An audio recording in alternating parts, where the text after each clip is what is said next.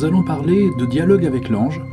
C'est l'occasion de se doter de critères permettant d'aborder une œuvre qui puise son origine dans une expérience médiumnique de façon à apprécier dans quelle mesure nous pouvons lui accorder du crédit. Je vais répartir ces critères en 2 temps concernant cette œuvre-là. Je vais tout d'abord proposer des critères à propos de l'authenticité de l'expérience, puis je vais proposer d'autres critères qui, quant à eux, peuvent permettre de garder son sang-froid. Le but étant en tout cas de mettre à une juste distance l'œuvre et l'expérience par rapport à nous. Alors, comment s'assurer qu'il s'agit d'une expérience authentique ? Il y a plusieurs points qu'on peut retenir. Par exemple, il n'y a pas eu de recherche de l'expérience. Elle est survenue assez soudainement.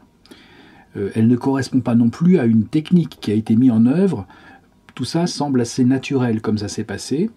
Bon, la seule survivante a attendu des décennies avant de faire publier cette expérience, donc même si elle avait conscience de devoir transmettre le message, il est clair qu'elle était elle-même totalement désintéressée sur le plan de la réputation ou des gains financiers à obtenir. Et enfin, il n'y a pas eu de recherche non plus de constitution d'une école, d'une méthode ou d'un mouvement, etc. Donc ce sont autant d'éléments qui font penser qu'on a affaire à la restitution d'une expérience spirituelle vécue de façon authentique de la part des 4 amis qui ont participé à cette expérience. Maintenant, j'emploie le mot de spirituel parce que tout le monde utilise ce terme pour désigner dialogue avec l'ange. Mais qu'est-ce qui fait dire qu'en fait il s'agit d'un message spirituel ? Eh bien, essentiellement, le style, la forme du langage employé, c'est plutôt perché, abstrait, ça fait appel plus à l'intuition qu'à la rationalité. Il suscite, il évoque, il est allusif, et en même temps il est plein d'autorité et plein d'assurance. Et comme ça parle de réalité supérieure, donc tout le monde s'accorde à ranger cet écrit comme d'origine spirituelle. Il y aurait comme une aura de sacralité, d'esprit supérieur qui s'embarrasse d'ailleurs d'aucune complaisance, notamment pour la condition humaine. Parfois, on pourrait même se demander s'il y a une réelle bienveillance à travers ce qui est dit. Bon, mais là, je deviens un peu subjectif. Bon, à partir de là, beaucoup de personnes avec ce style-là vont considérer que ces dialogues constituent un enseignement auquel il convient d'accorder du crédit.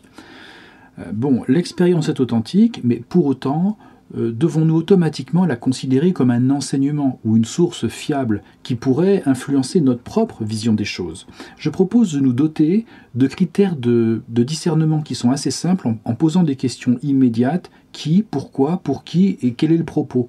Et puis, je tenterai de ne pas être trop long. Qui est l'interlocuteur ? Ou plutôt, qui sont les interlocuteurs ? Eh bien, en fait, on ne sait pas. Gita Malache a souvent été confrontée à cette question.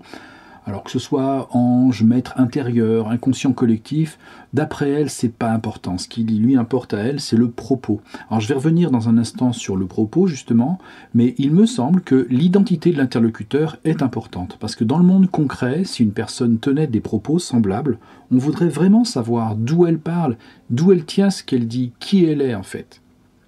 Alors au passage, je souligne ceci qui a son importance. On dit souvent que les 4 amis étaient de religions différentes, juifs et catholiques. On souligne assez peu qu'en fait aucun d'entre eux ne croyait ou ne pratiquait sa religion. Autrement dit, cette expérience dite spirituelle est arrivée sur une terre vierge en réalité.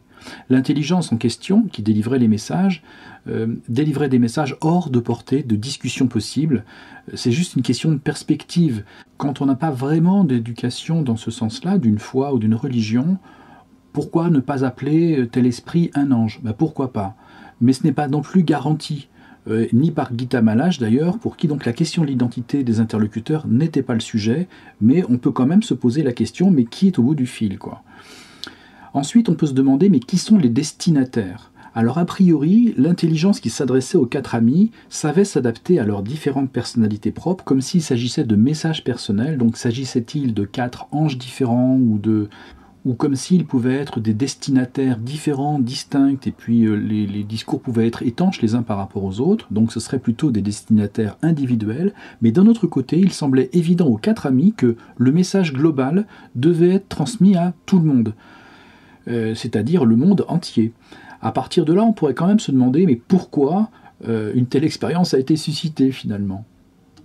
Quel était le but ? Dans quel but a été provoquée cette expérience ? Est-ce que c'est dit quelque part ? Cette expérience est survenue entre des amis qui cherchaient quelque chose de l'ordre de la vérité, et en quelque sorte, la réponse aurait consisté dans cette expérience-là. Mais il n'y a pas d'intention, à travers de ce qui est dit, d'intention globale, quel était le but poursuivi à travers cette expérience, ni par l'intelligence qui s'exprimait, puisqu'elle ne se présente pas non plus. On ne sait pas, mais on peut le deviner. Les propos, souvent abscons, un peu perchés, devaient être diffusés à une grande échelle.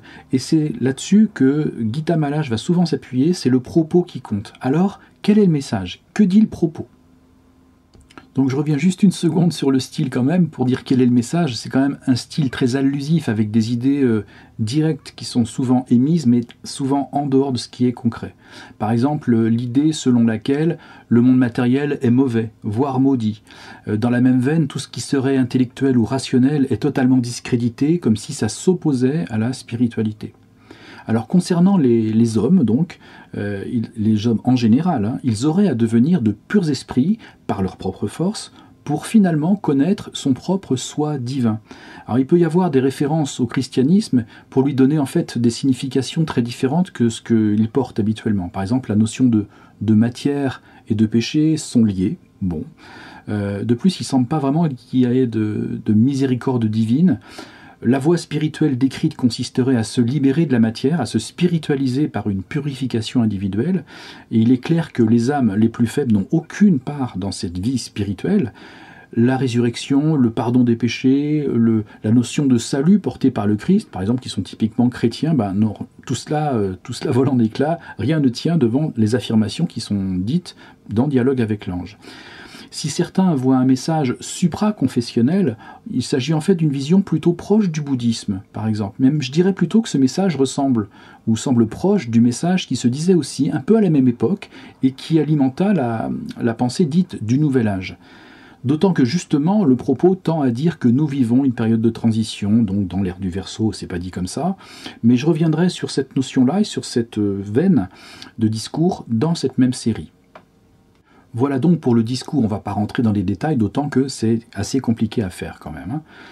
Donc, si je résume, on a un discours un peu ambigu, émis par une entité qui ne se présente pas, ou des entités qui ne se présentent pas, pour des destinataires qui sont non précisés, un message qui se situe dans le temps, dans un temps de transition, qui en même temps méprise la matière tout en se faisant passer pour une portée supra-religieuse. Donc à travers les différentes questions et les réponses qu'on peut essayer d'obtenir, ce ne sont que quelques points là, qui peuvent nuancer l'idée selon laquelle Dialogue avec l'ange aurait une valeur de révélation ou d'enseignement.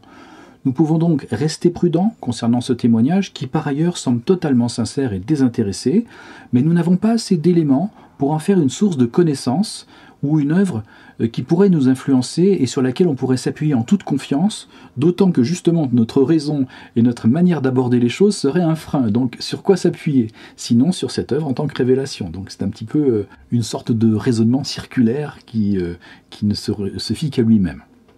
Ainsi, peut-être conviendrait-il de lire Dialogue avec l'ange comme la narration d'une expérience vécue par 4 amis. Ça s'est mal terminé, et puis simplement en rester là, ne pas forcément s'approprier cette œuvre comme une œuvre qui nous est destinée personnellement. Alors si vous avez, vous, des œuvres qui ont compté pour vous, ou si vous souhaitez partager des critères qui permettent d'apprécier des œuvres qui ont pu nous influencer les uns les autres, n'hésitez pas à le dire en commentaire, et pensez bien entendu à liker, vous abonner à cette chaîne, tout ça. À bientôt. Allez, salut.